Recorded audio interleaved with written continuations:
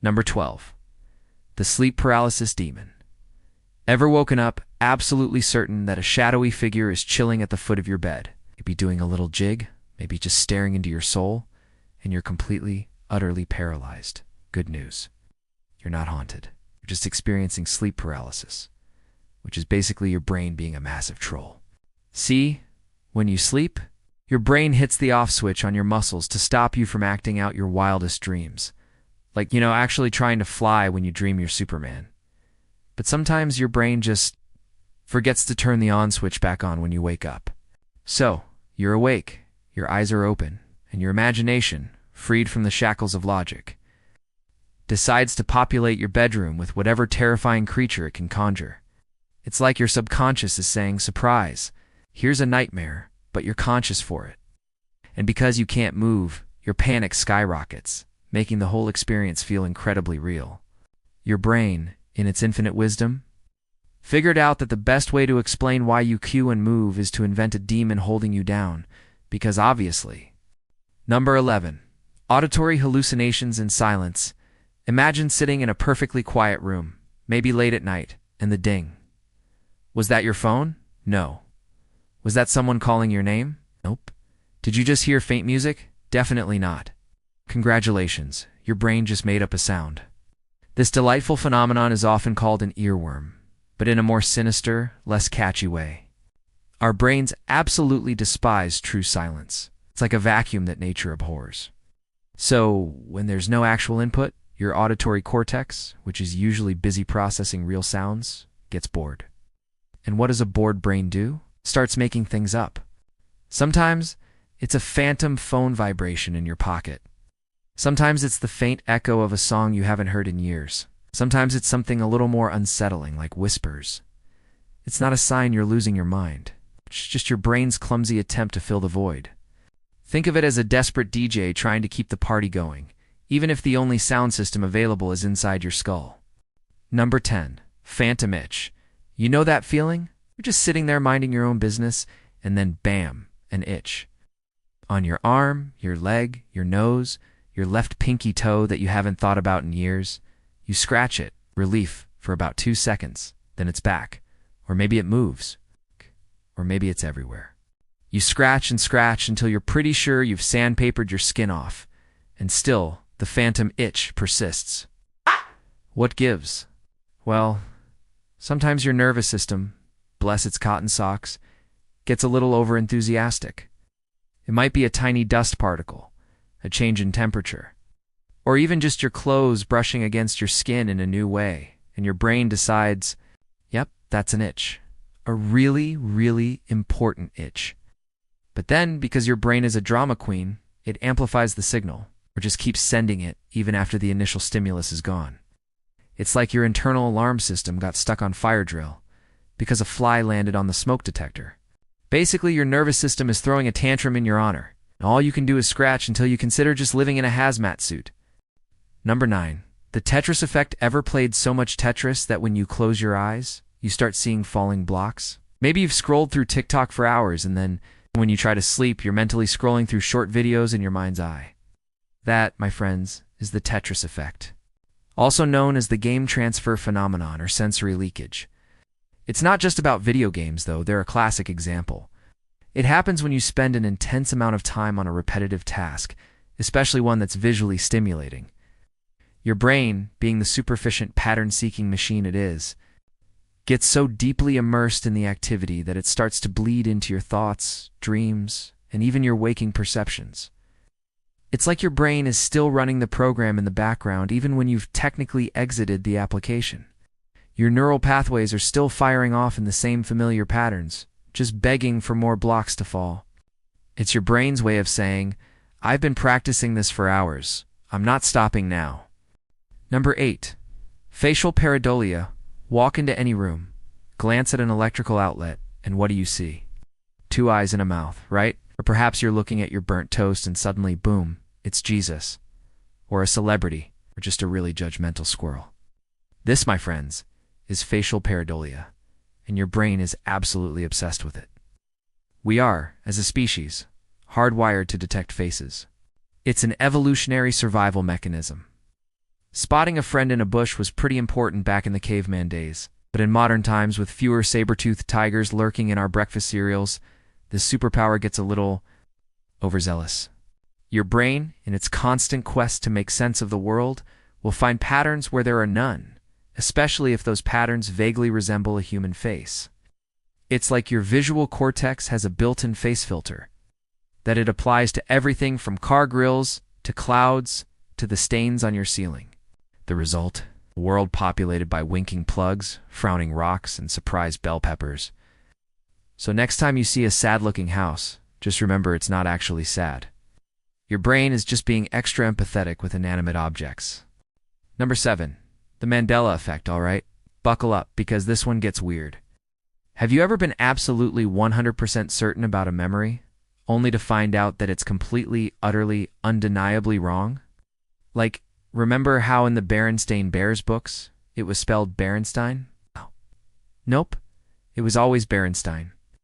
Or that iconic scene in Star Wars where Darth Vader says, "Luke, I am your father." Think again, Buttercup. It's no, I am your father. This collective misremembering of facts or events is known as the Mandela effect, named after the widespread belief that Nelson Mandela died in prison in the 1980s. Despite him being released and dying much later, it's not some grand conspiracy or proof of parallel universes. It's actually a fascinating quirk of memory. Our memories aren't like perfect video recordings. They're constantly being reconstructed and influenced by new information, suggestions, and even shared misconceptions.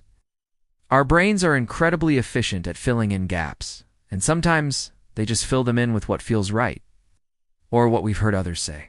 So essentially, your brain is just a master storyteller. Sometimes the stories it tells itself are completely fabricated blockbusters. Number 6. Exploding head syndrome.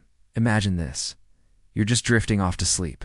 You'd be pondering the meaning of life or what you're having for breakfast, when suddenly, bam. A ridiculously loud noise erupts inside your head. We're talking gunshots, cymbals clashing, a bomb detonating.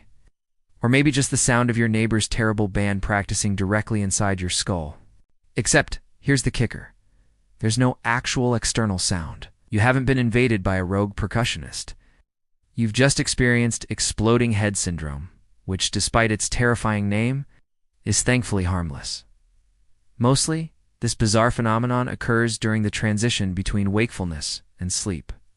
Scientists aren't entirely sure why it happens, but the leading theory suggests it's a brain hiccup.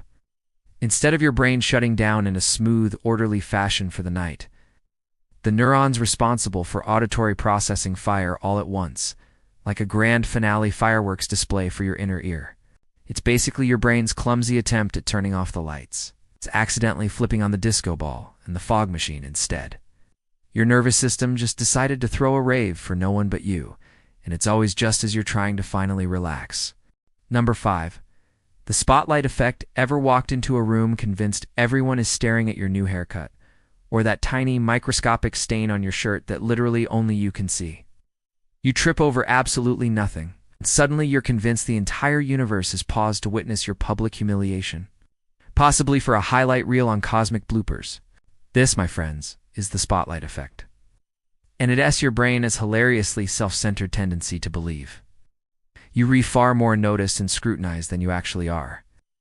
In reality, most people are far too wrapped up in their own internal dramas, anxieties, and phantom itches to pay much attention to your every move. We tend to overestimate the degree to which others are observing us because, well, we're the protagonists of our own stories. Our brains place a huge emphasis on our own actions and appearances, and then mistakenly project that level of attention onto everyone else. It's like you're walking around with a giant, invisible follow spot beaming down on you, when in reality, everyone else is just trying to find their car keys. Your brain just thinks you're the star of the show, even when you're just an extra in everyone else's chaotic background. Number 4. Jamais vu. You know that feeling of déjà vu, where something new feels strangely familiar? Well, meet its creepy, unsettling cousin, jamais vu. It's French for never seen, and it's that unsettling sensation where something incredibly familiar word, a face, a place, even your own reflection suddenly feels utterly alien and bizarre. Imagine looking at your best friend, someone you've known for years, and for a fleeting, horrifying moment, their face just doesn't quite make sense. Or you're writing a common word like the, and suddenly it looks completely wrong, like an alien squiggle that just pretends to be a word. This isn't amnesia. You know it, but your brain's recognition circuit just takes a coffee break.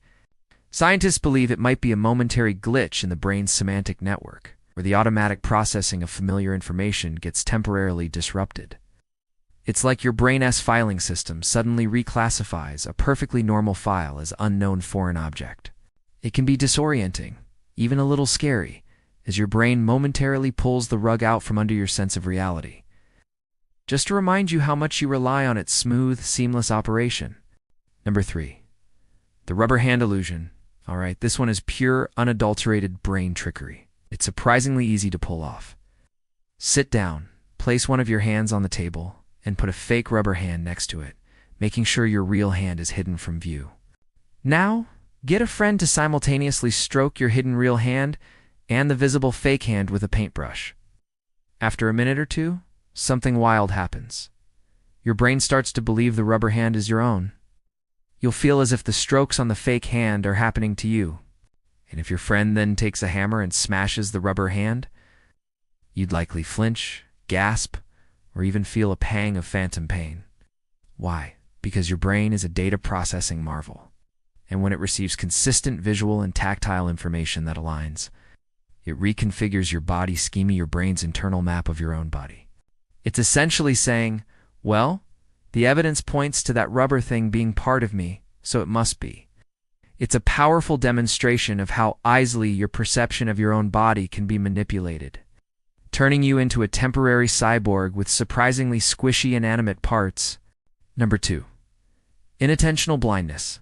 Okay, imagine you're watching a video. Your task is simple. Count how many times the people in white shirts pass a basketball. You're laser focused, counting every bounce, every pass. You get to the end, confident in your tally. And then someone asks, "Did you see the gorilla?" You stare, bewildered. Gorilla? What gorilla?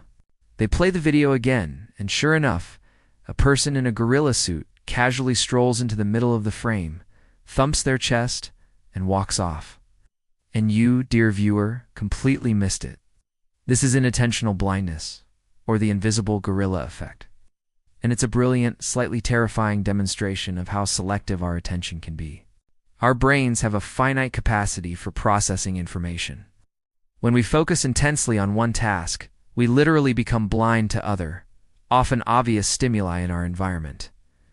It's not that your eyes didn't see the gorilla, it's that your brain decided it wasn't relevant to your current mission, and thus it simply didn't register. It's like your brain has a bouncer at the club of your consciousness. And if something isn't on the VIP list, it's not getting in, no matter how much it dances or beats its chest. This explains why eyewitness testimonies are so notoriously unreliable. Our brains are great at focusing, but terrible at multitasking perception. Number 1, the Baader-Meinhof phenomenon you just learned about? Exploding head syndrome, right? I guarantee you're going to start hearing about it everywhere. Someone will mention a weird dream and your brain will scream exploding head syndrome. You'll read a random article and suddenly there it is again. This isn't the universe trying to send you a message or a massive coincidence. This is the Baader-Meinhof phenomenon, also known as frequency illusion, and it's your brain playing a trick on you. It happens in 2 steps. First, you encounter a new piece of information, and your brain tags it as new and interesting. Then, suddenly, because your brain is now primed to recognize it, you start noticing it everywhere. It was probably always there. You just weren't paying attention. It's like buying a new car and suddenly every other car on the road is the exact same model and color. Your brain isn't just noticing it more. It's actively seeking it out, confirming its newfound knowledge. It's a cognitive bias where your selective attention and confirmation bias team up to make you believe that something you just learned about is suddenly appearing with impossible frequency. Essentially, your brain is just flexing its ice pie muscles. It's making you feel like a detective who's just cracked the code of the universe, when really you just learned a new word. That's all for today. I'll be making similar videos in the future. Subscribe to see them.